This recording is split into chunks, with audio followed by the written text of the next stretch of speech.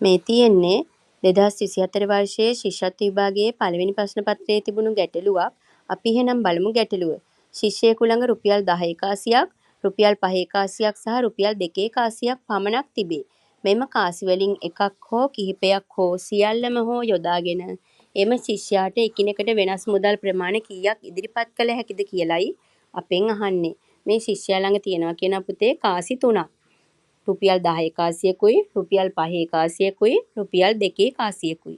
මේ කාසි තුන යොදාගෙන ශිෂ්‍යයාට හදන්න පුළුවන් එකිනෙකට වෙනස් ආකාර මුදල් ප්‍රමාණ කීයක් තියෙනවද කියලයි අපෙන් අහන්නේ. අපි දැන් බලමු තනි කාසියකින් කොහොමද එතකොට මේ මුදල් ප්‍රමාණ දෙන්න පුළුවන් කියලා.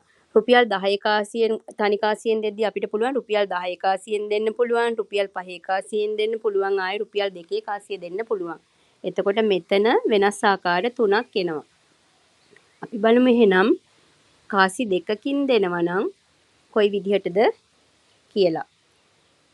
කාසි දෙකකින් දුන්නොත් අපිට පුළුවන් 10 කාසියයි 5 කාසියයි දෙන්න. ආයෙ අපිට පුළුවන් 10 කාසියයි 2 කාසියයි දෙන්නත්. ආයෙ පුළුවන් 5 කාසියයි 2 කාසියයි දෙන්නත්. එතකොට මෙතනත් එකිනෙකට වෙනස් ආකාර 3ක් එනවා. දැන් අපි බලමු කාසි 3ෙන්ම දුන්නොත් කොයි විදිහටද පුළුවන් කියලා. අපිට පුළුවන් රුපියල් 10 කාසියයි 5 කාසියයි රුපියල් 2 කාසියයි දෙන්න. දැන් මෙතන එකිනෙකට වෙනස් ආකාර එකක් එනවා. දැන් අපි මෙන්න මේ ටික එකතු කරනවා.